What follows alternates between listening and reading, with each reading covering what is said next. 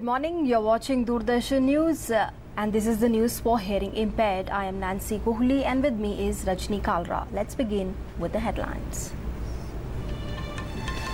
Prime Minister Narendra Modi returns home after completing his highly productive five-nation visit, ensuring support for India's bid for the Nuclear Suppliers Group membership along with the number of pacts with countries visited has been highlight of the visit.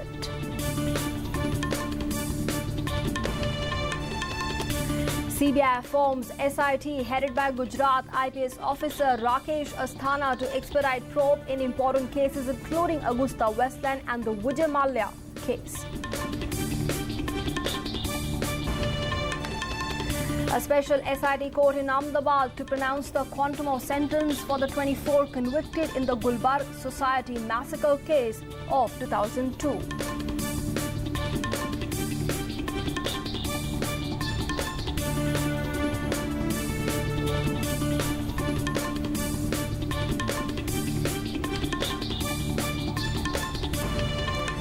US President Barack Obama formally endorses Hillary Clinton for the next president of the United States, says there has never been someone so qualified to hold this office, expresses willingness to get out and campaign with Hillary Clinton. In sports news, Saina Nehwal and Kidambi Srikanth enter the quarterfinals of the Australian Open Super Series badminton tournament. Saina to take on Ratnachok Intanon of Indonesia in quarterfinal, while Srikanth will next face Korean qualifier Kwong Hee-hyo. Champions Trophy hockey tournament kicks off in London today. India to take on Germany in first match with an eye on preparing for the Rio Olympics later this year.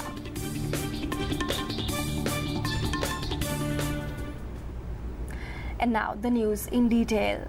Prime Minister Narendra Modi returned home after wrapping up his five-nation visit. The five-nation tour that began on the 4th of June saw Prime Minister Modi visiting Afghanistan, Qatar, Switzerland, United States and Mexico with an aim to bolster ties. Mexico was the last leg of Prime Minister's five-nation tour. Mexican support to India's membership to the Nuclear Suppliers Group and working towards elevating relationship from privileged partners to strategic partnership were two important outcomes of the bilateral talks held by Prime Minister Narendra Modi with Mexican President Enrique Pena Nieto in Mexico City. At a joint media interaction, the Mexican president said that Mexico supports positively and constructively India's membership of the Nuclear Suppliers Group. On his part, the Prime Minister thanked Mexico for its support and called the country an important partner for India's energy security. The Prime Minister invited the Mexican President to visit India and exchanged assurances on greater cooperation and understanding between the two countries. Both the leaders expressed confidence on carrying forward the scope and scale of partnership and mutual cooperation. The Central Bureau of Investigation has set up a special investigation team to expedite probe into the high-profile corruption-related cases, including the irregularities in Augusta Westland deal and alleged loan fraud by businessman Vijay Mallya. The SIT will be headed by Gujarat IPS officer Rakesh Asthana. The CBI had already registered an FIR into the VVIP chopper deal on the basis of some important documents that it had obtained from Italian probe agencies in connection with the alleged payment of kickbacks by Augusta Westland to back the deal.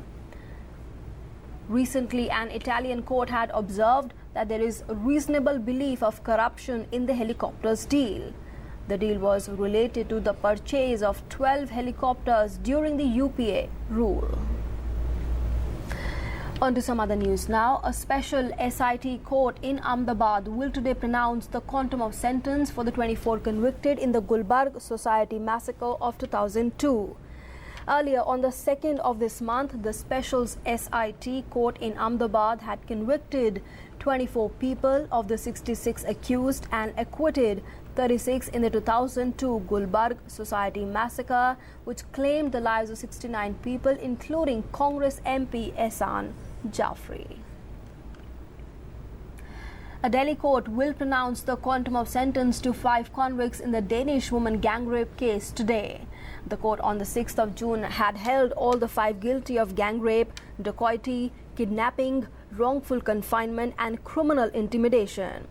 All the 5 were accused of robbing and raping the Danish woman at knife point near New Delhi railway station in January 2014 after she saw directions to her hotel in the Paharganj area. Shamlal died in February in the Tihar jail and proceedings against him in the case were abated. The 3 minors are also facing proceedings before the Juvenile Justice Board in the case.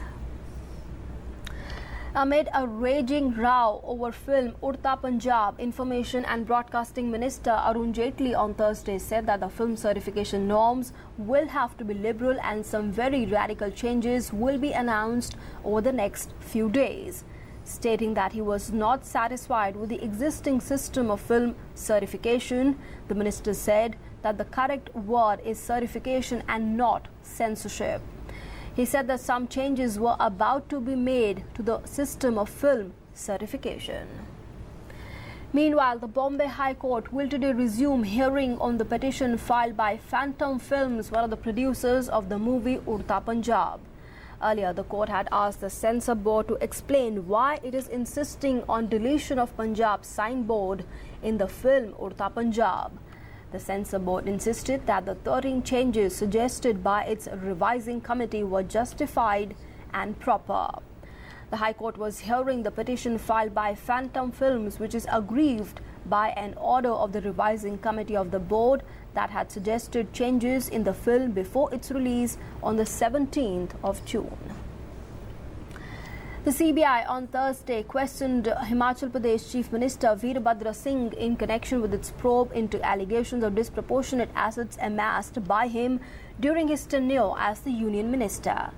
The agency had initiated an inquiry which had allegedly showed that as the Union Minister during the UPA rule, Veerbhadra Singh had allegedly accumulated assets worth 6.03 crore rupees in his name and in the name of his family members, which were found to be disproportionate to his known sources of income.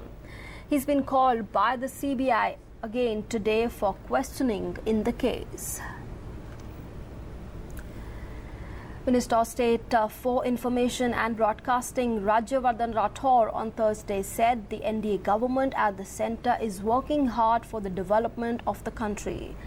Addressing a rally of scheduled tribes at Mirzapur in Uttar Pradesh, the minister said that generating employment is on top of government's agenda and that serious efforts are being made to create employment opportunities for the youth. India has rejected Google's plans to put Indian cities, tourist spots, hills and rivers in an application which allows exploration through 360-degree panoramic and street-level imagery. The Home Ministry has conveyed to Google that its plans to cover India through the Google Street View is rejected. Security establishment got wary of allowing such image capturing, given that the planning for the 2008 terror attacks in Mumbai are believed to have involved photographic recce of targets by terrorist David Coleman Headley. United States President Barack Obama has officially endorsed Hillary Clinton as the Democratic Party's presidential nominee. The US president in a video message said that Hillary Clinton may be the most qualified person ever for the role of the president. The two are set to start campaigning together soon. His endorsement came after meeting Vermont Senator Bernie Sanders, who has been battling Clinton for the nomination. Sanders will still compete in the final primary next week, but said he looked forward to working with Hillary Clinton to defeat Donald Trump. Hillary Clinton has reached the magical figure of having enough delegates to clinch the nomination of the Democratic Party. News now from Libya, where significant gains have been made by air, sea and land forces fighting to recapture the central city of Sirte from the Islamic State.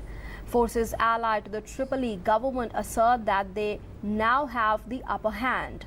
Warplanes bombed Islamic State positions in Sirte while naval forces fired missiles into key areas including the port that are held by the militants. The battle for the city began last month but has recently intensified. Sirte is Islamic State's most significant stronghold outside Iraq and Syria. It is also Islamic State's most valuable asset inside oil-rich Libya. On to some sports news now. Kidambi Srikanth and Saina Nehwal are through to the quarterfinals of the Australian Badminton Open. Saina overcame Jin Wei Guo in straight games to book her berth in the last 8. Saina, who had won the Australian Open title in 2014, will be looking to regain the trophy. Saina now runs into second seed Ratnachok in the non for a place in the semis. Saina leads the head-to-head record with 6 wins to 5 losses against the second seed from Thailand.